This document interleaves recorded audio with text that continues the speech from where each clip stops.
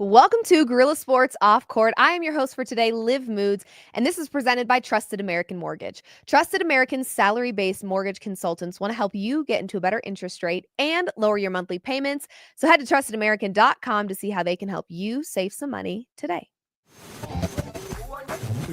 Hello and welcome in. Please do not leave your luggage unattended on the station.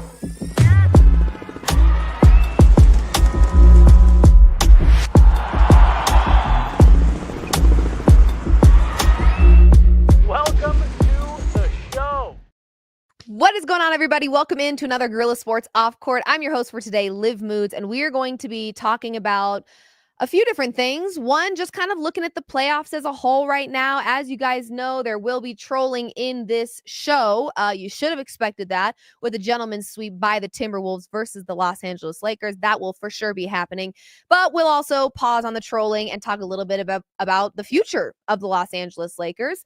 And we'll talk a little bit about that Houston Golden State series. I predicted, and I'm still hoping because I also have a ticket on it, for the Golden State Warriors to make the Western Conference Finals. I think when you've got a playoff Jimmy Butler as well as a Steph Curry, anything is possible. However, Steph Curry dealing with a bit of a thumb injury, and the Houston Rockets showing that they still have some life in them despite being down 3-1 at one point. And of course, we will preview Game 6 for the Denver Nuggets tonight. Will it go to Game 7, or will this Nuggets team take care of business tonight on the road in Los Angeles? Only time will tell. We will discuss all of that. First, the trolling, the flaming, the clowning. Here's the deal.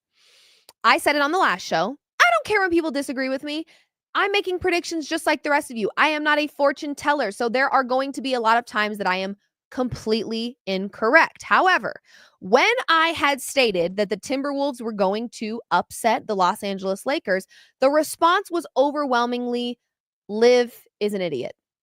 That was what you guys were trying to get me to understand. There is no way in which Anthony Edwards is enough versus Luka and LeBron James. Well, we are seeing that is not at all the case. This Timberwolves team is dangerous. They've got size, they've got strength, they've got shooters, and they've got a bench. These were all edges that I gave them over the Los Angeles Lakers. Yes, this Lakers team has LeBron James and Luka Doncic, but at the end of the day, what we saw in this last game and throughout this series is Luka doesn't do a whole lot defensively. He is actually missing in action when it comes to defense, which then makes you wonder, okay, are we starting to see maybe what Nico Harrison was trying to do here?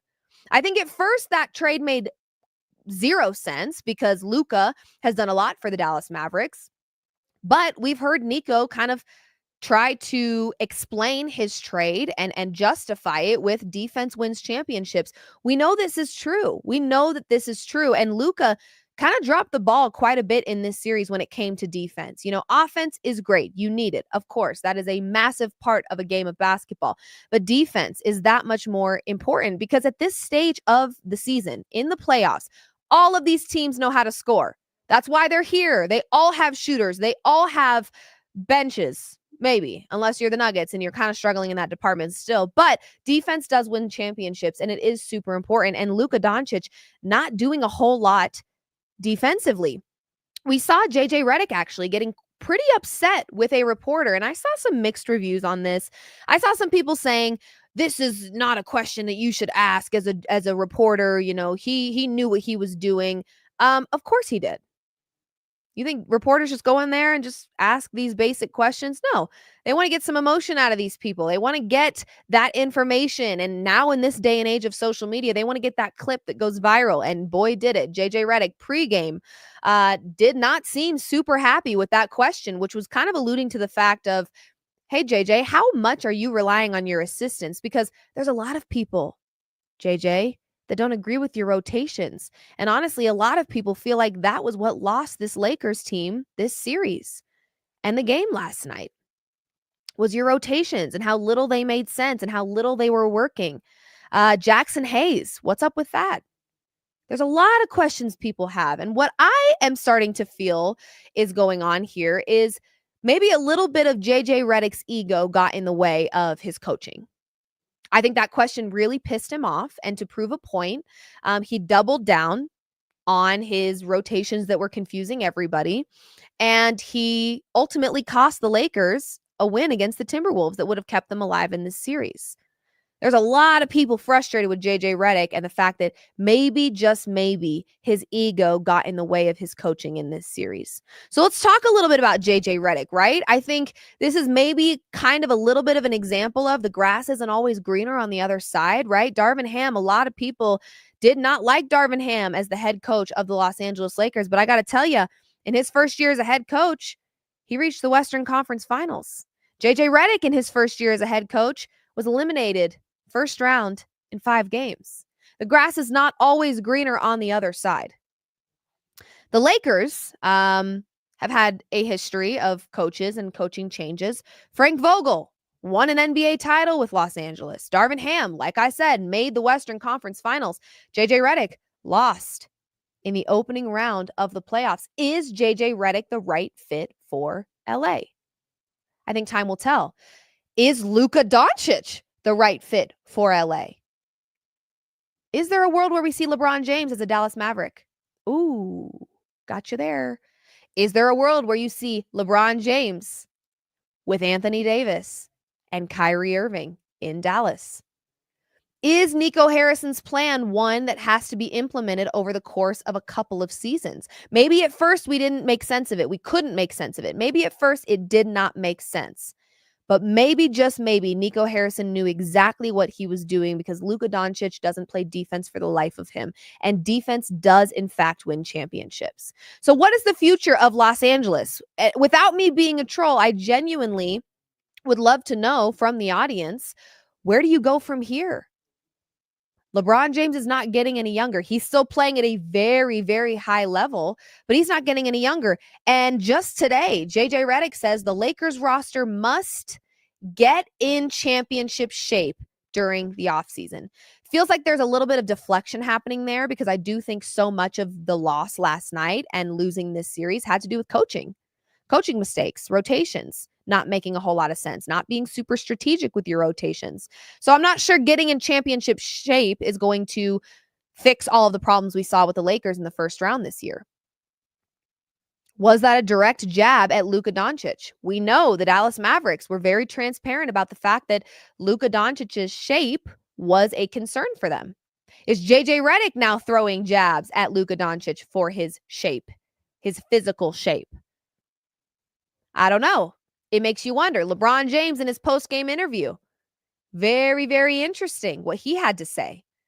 I'm paraphrasing here, but he basically said no comment. When Anthony Davis said what he needed, he was gone a week later. Uh-oh. Do we have a disgruntled Los Angeles Lakers franchise? I think you do now, losing in the first round, for sure. With 2 superstars, I think you do now. And now it will be very interesting to see what their offseason looks like. But outside of that, the troll in me wants to say, I don't know why any of you slept on the Minnesota Timberwolves. I don't know why you did that because Anthony Edwards is him, truly. He's now eliminated Kevin Durant in the playoffs, Nikola Jokic in the playoffs, and Luka and LeBron gone at the same time. Enjoy Cancun, LA. Hope it's nice and sunny for you. Because Anthony Edwards was not effing around, and he rarely is, which is why I'm trying to understand why anyone thought this was going to be an easy as 1-2-3 series win for the Lakers. And a lot of you thought that. Don't run from it. Don't hide now. A lot of you thought this would be easy for the Lakers. It was not. It was not. So, yeah, Los Angeles, got to figure out what's going on over there, right? Grass isn't always greener on the other side when you make a coaching change. Grass isn't always greener when you feel like you want to trade mid-season. Luka Doncic is not playing defense at all whatsoever. So, and defense wins championships, as Nico Harrison says. That was kind of something that we thought he was saying just to justify a trade that everybody hated. But at the end of the day, it's a strategy that I think he took very seriously. And if Luka's not staying in good shape and he's not playing defense, you can find somebody that can get you points. Defense requires effort and communication, right? And effort's huge. lack of effort can read lazy. You know what else can read lazy? Not being in championship shape, as JJ Redick said.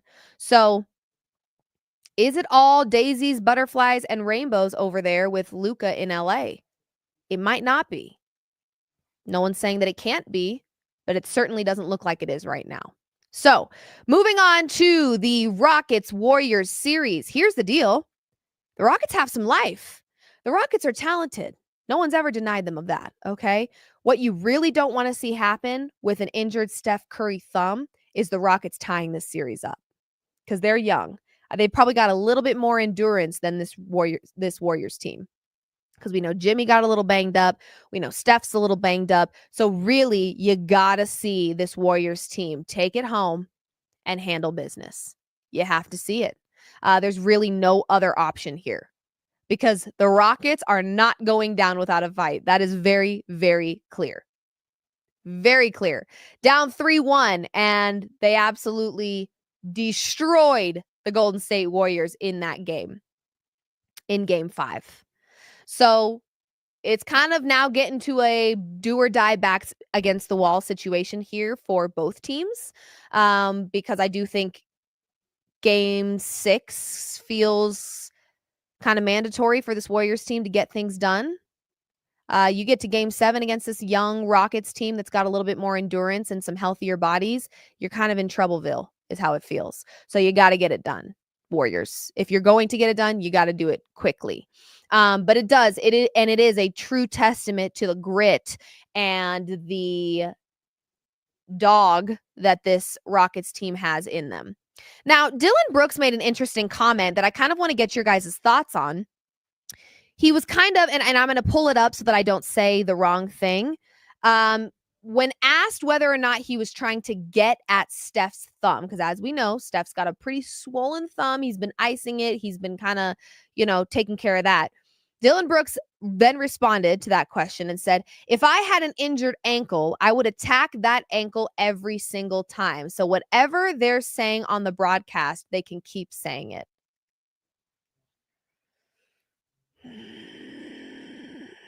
Dylan Brooks makes it really tough sometimes, because those kind of comments allude to the fact that you're a dirty player. We've seen you make dirty plays often, so that also makes you seem like a dirty player. But he also just, I don't know. I feel like there's certain here's what it is. I feel like the toughest guys don't have to tell you that they're a tough guy.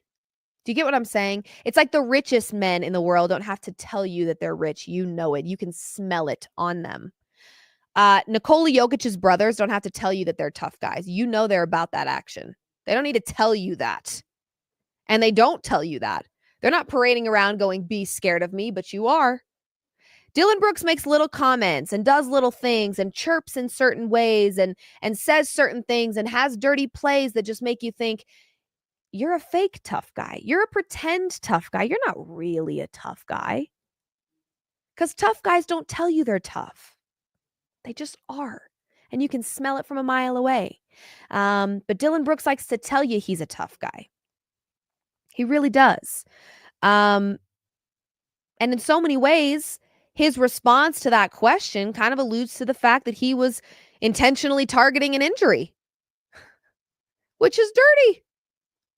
If that's how you have to win a game, by poking somebody's hurt thumb and intentionally causing them pain, I don't know. You don't really have a fan in me when you play that way. Now, here's the deal. Dylan Brooks, to me, is the type of player that you love to play with. You love to play with. You hate to play against. That's Dylan Brooks. It's also Draymond Green, So what's hard about this is he's making these weirdo little comments and he's kind of being a little bit of a scumbag, if you will. But at the same time, the Warriors have Draymond Green. Now, I don't think we've ever heard Draymond Green allude to the fact that he targets people's injuries, but we do know from time to time Draymond Green has some dirty plays up his sleeve. So it's tough because if there's any team that Dylan Brooks is going to be dirty against, he kind of can be against the Warriors in a way because the Warriors have a dirty guy on their team as well. So that makes it hard. Really quick, want to get to some comments here, and then we'll get into all things Denver Nuggets. And I'm trying to see whatever I'm trying to see if there's anything else that I wanted to chat about that is not Nuggets related. But Jesse, yeah, whatever you see, Jesse, that you want to pop up on the screen, happy to see it. Minnesota Prob going to be favorites to advance to the Western Conference Finals, probably. Probably. And they should be because they are dogs. And I don't know why anybody thought that they stood no chance against the Lakers. The fakers, if you will. I don't know why. I don't know why anyone thought that. JJ substitutions be whack. They really do. I didn't even know Kleber was on the team, but he decides to play him instead of Hayes. Again, I think his ego got in the way. I think that reporter really peeved him off. I think he was in a pressured spot knowing he was a new coach, first-time coach, and that Darvin Ham, despite a lot of people disagreeing with him, was successful in his first year. So there was the pressure added to that.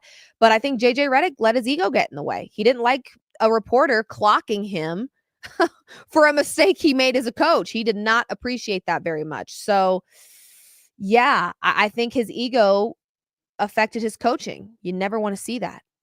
There's no room for that in this business. You just got to coach. Let your ego take a back seat and just coach the game you love, right? Let's see what else we've got here.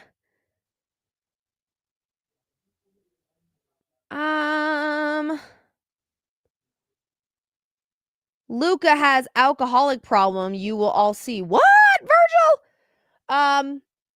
I don't have any facts on that, so I can't really speak on that. JJ Redick did a Mike Malone, too scared to trust the bench. Yeah. You know, in the NFL, I think you can get away with being stubborn, like let's say Sean Payton, because the players just know what they're going to get. In the NBA, being such a star-driven league, it's difficult to be a stubborn coach. Because in order to not be stubborn, you kind of have to put your ego to the side and either acknowledge that you did something wrong or that something else is going to work better. And I think that reporter really rubbed JJ Redick the wrong way. And then he tripled down on the mistake that he made instead of just fixing it, which was his weird, wacky rotations. And as a result, they didn't win the series. Uh-oh. LeBron and Luka isn't a good duo, and they have no center. Yeah. Defense matters. Defense matters. It really, really does. At first, it was a dumb trade. Now it makes more sense. I agree with you. If Luka doesn't commit to both sides of the court in the playoffs, listen, I'm saying it, and I mean it. I mean what I say, and I'm saying it right now. Nico Harrison looked like a big old doofus and a big old dum-dum not too long ago. I think right now, Nico Harrison isn't looking half bad. He's not looking half bad because you're not getting out of Luka what you thought you were getting out of Luka. You're just not. Nuggets. Yeah, let's get into some Nuggets talk, shall we? We've got game 6 tonight. Nuggets on the road, headed already in Los Angeles for game 6. They have a chance to tidy things up and wrap things up tonight. Will they? That is the question. Well, Virgil thinks so. 113 Nuggets, 111 Clippers. Hot take, Brown big game. I love it. I love a Brown big game. Love it. I predicted accurately that Jamal Murray would have a huge game 5, even so much so that I went ahead and put some money on it. I had Jamal Murray 4+ threes as well as Jamal Murray 25+ points. Little did I know he was going to drop a 40 piece. Could have put some money on that and would have been feeling real nice, but still made some pretty good money. They were both plus money bets. I also took the Nuggets on the money line and put 100 on that. I usually do not put $100 on bets. That feels a little reckless to me sometimes. But I went ahead and did it because I was like, listen, game 5 to me feels mandatory for the Denver Nuggets if they want to win this series. And I do believe they want to. This is the most vocal we've ever seen Nikola Jokic. Shams actually told Pat McAfee this morning. And Shams said, when I talk to people around Denver, they say Nikola Jokic is finally comfortable with the power and influence that he has. What a big statement. And I'm going to tell you why. We've all known for quite some time now how talented Nikola Jokic is and the impact and the value that he brings to Denver. But that statement kind of makes me think that maybe there's been some times where Nikola Jokic hasn't spoken up when he wanted to, hasn't felt comfortable disagreeing with things that Coach Malone or Calvin Booth were doing, hasn't felt entirely comfortable to be the leader that we know he can be. Now this is the most vocal you've ever seen him. Well, what's the difference? There's a new coach. There's a new coach. So what does Jokic being vocal look like? Well, Jokic's insanely high basketball IQ allows him to have a really stinking good read on this this Los Angeles Clippers team by game 6.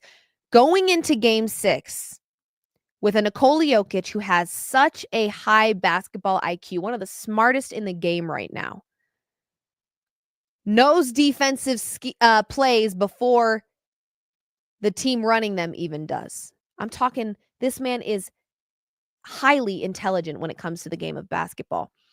By game 6, I would imagine he's got a pretty good read on this Los Angeles Clippers team. He knows what they're going to do, how they're going to do it, and what the Nuggets need to do to stop it.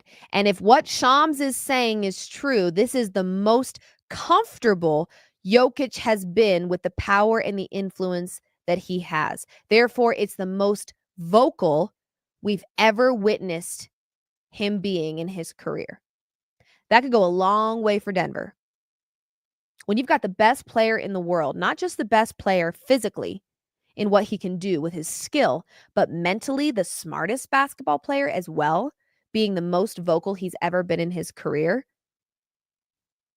You remember that little hot take I had that everybody loves to pull up on a bad Russell Westbrook night where I said Nikola Jokic elevates every player around him? That's what he does. That's why he's the player that he is. Well, now he's vocal. You had him being vocal on top of that and feeling comfortable to use some of that power and influence. I think that could go a long way for Denver. Ladies and gentlemen, I really do. And I think by game 6, he's got a pretty good read on this Clippers team. What was frustrating Nikola Jokic the most this season? The defensive schemes and or lack thereof. He has been doing his homework. He knows what this Clippers team is capable. He knows what they're going to do. And I feel pretty confident that in game 6, being as vocal as he's been, he's going to have the Nuggets fully prepared for whatever the Clippers have up their sleeve. I believe it. So I actually heard that some of the media heads out there on TV were saying that a Nuggets blowout is near. We're going to get a Nuggets blowout, meaning they're going to get blown out. The Clippers are going to win by a lot in game 6. I don't agree. I do not agree. And, I think the sports books also want us to believe that that's what's coming, considering all things considered. This Clippers team, one of the hottest in the NBA in the month of March and April. I mean, just exceptional basketball, high-level basketball that they're playing. So no one's denying how great this team is, but not sure why they're 6-point favorites. Game 3, I guess, was played at home for the Clippers. And they very steadily took care of business there.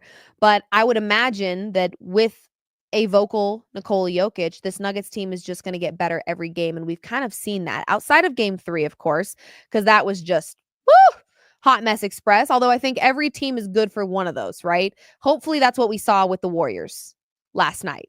And their bounce back is near, and they're going to be like, yeah, that was just a fluke, right? We actually saw in the finals, the year that the Nuggets won, they had a pretty bad game in there against the Heat where everyone was like, oh, the Nuggets are going down. The Nuggets bounced back just fine. They learned from their mistakes. They were refining things. They perfected their craft. They were just fine. I think Game 3 was that for the Nuggets, and I think the Nuggets know how important and valuable it is for them to give their bodies even this much extra rest ahead of OKC. OKC's been resting since Saturday, folks. Whoever they play is already at a disadvantage considering this series is going 6, potentially 7, and OKC wrapped it up in 4. This comment says, Joker almost beat USA Hall of Fame team by himself. It is true. He does have a better team around him. And you were right about Russ. I owe you. I trolled about him last time. You don't owe me anything. At the end of the day, I have no hard feelings to the people that troll me. It's really just the people that are like disrespectfully trolling, right? Like disagree with me and say, nah, Russ will be Russ, whatever. But there's people that hit below the belt to prove a point. And I always love when I can then go back in their face and kill them with kindness and be like, oh, that take was horrible. Hope you have a wonderful day. Praying for you. Kill them with kindness. That's where you really hit them where it hurts. So Anyway, by game 6, what I anticipate is that Nikola Jokic has figured this Clippers team out. And because Shams is telling us this is the most vocal that Jokic has ever been in his career, and he feels comfortable with his power and influence, oh, goodness, that's a good spot for this Nuggets team to be in. If he's able to be vocal and is actually being heard and listened to, which I imagine he is based on what we're seeing, we're watching him coach in the middle of a game, and it's working. So they're up in this series. It's working. You really just hope that they take care of business tonight. And they're plus 215 on the money line. And you know what? It's really intriguing to me. It really, really is. It's really intriguing to me because I like this vocal Jokic.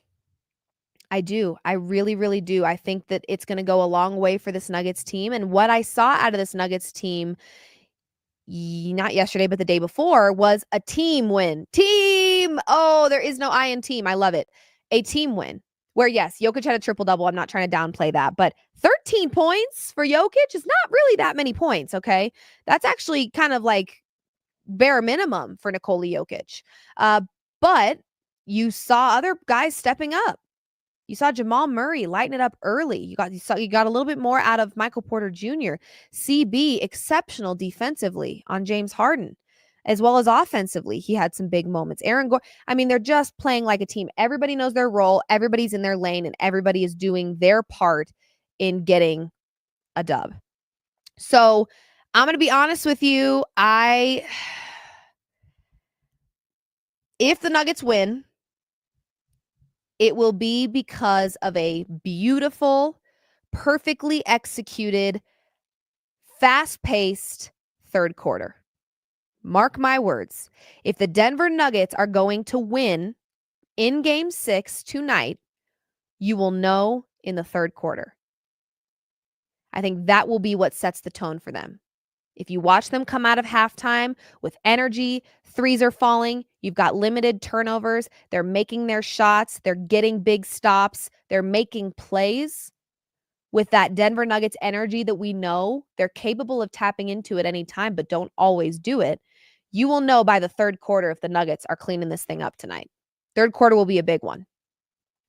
If you get domination out of them, straight out of that half, I think the Nuggets are in a really good spot. We know first and third quarter, those are the quarters where you're like, okay, they're setting the tone, right? And when the first and the third quarter kind of fail, that's when you feel like, ooh, not feeling too good about this team right now. So in the third quarter, you will know.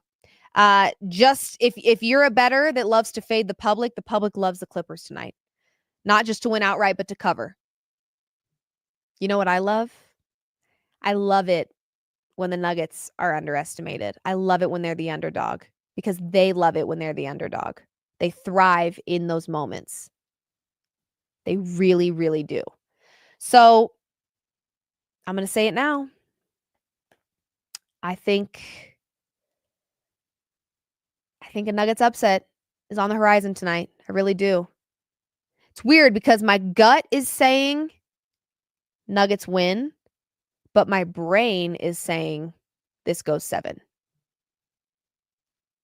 To be honest with you, when I tail my gut, I'm usually pretty happy. So, do with that what you will. My gut says Nuggets win Game 6. My brain says this goes 7. Should I tail my gut or should I tail my brain? Gut for sure. Glad I thought that through. Okay. That being said, hopefully the Denver Nuggets are cleaning things up in Game 6 tonight because, again, they do have some injuries. They do have some things that they've got to, work through before you take on a really talented OKC team. Do I think OKC is beatable? Absolutely. Is it going to be an easy win? Absolutely not. So there are going to be things that this Nuggets team, I know that they're focusing one game at a time, and for that I'm very grateful. You do just need to worry about what's in front of you, which is the Clippers still, but also reminding yourself, hey, we clean things up tonight. We get ourselves a tiny bit of rest against a team that's been resting since Saturday. You need that. You really, really need that. So it's go time. We've seen this Nuggets team in the postseason play with their food. They effed around and they found out. Can't do that. Can't do that. Don't take this game for granted. You know how talented you are. You're up in this series. You've got an opportunity tonight to close it out. So do that. I was just talking with my producers before I got on this show, and I said, if the Nuggets decide to win tonight, we were talking about a game plan for content for the week. I'm like, if the Nuggets decide to win, and Chloe was like, that's a really great way to put that. I'm like, it's true. If they decide they're going to win, they're going to win. That's why this season has been so frustrating. I truly think it's that simple. Decide to win and do it. Like Nike, just do it. They have the talent. Sometimes it's just the effort that they're putting forth. They don't have the flexibility in a 4-5 series against a really hot Clippers team to F around and then find out. Just get the job done. You know what I mean? Come on now. Wrap it up. So there we go. That's all I've got. Okay, this has been another Guerrilla Sports Off Court. We were live for about half an hour. I think that's plenty. And I will be live tonight from my home studio for a post-game live reaction show following Game 6, hopefully with a smile on my face. If not, it is what it is. And oh my gosh, how could I forget? Accurate America. There is summer on the horizon. God bless it. We love it. We love the summer weather. But with summer comes storms. Do not get caught scrambling, fighting with your neighbors over those storm-chasing roofers to get your roof fixed because hail damage is here. The wind has taken off. I remember, maybe not last summer, but the summer before, there was a tornado that went through Highlands Ranch. I know, sounds crazy, but it does happen here in Colorado with the summer weather. So call before the storm, 303-900-ROOF to get ahead of the storm so that you are not scrambling. Accurate America, they are experts in roofing and exteriors. Give them a call, 303-900-ROOF. They will work with you on navigating their insurance. They'll provide you knowledgeable service with 3D technology. They are brilliant. Shout out to our friends over at Accurate America, and make sure you call before the storm.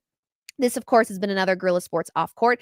I am Liv Moods. Go Nuggets. Hopefully it's a dub tonight, but make sure you're tuning in to the post-game live reaction show tonight following the game. This has been presented by Trusted American Mortgage. Shout out to our friends over at Trusted American for saving people money every single day, getting them a better interest rate, lowering their monthly payments. Shout out to our friends over at Trusted American, and shout out to our Denver Nuggets in Los Angeles. Brandon Cristal is out there getting us all things footage. Hopefully we'll hear from him pregame and get his thoughts on this game. I don't even know his thoughts on this game, so hopefully we'll hear from him. But thank you guys for tuning in, and we'll catch you tonight right after Game 6 is complete. See ya.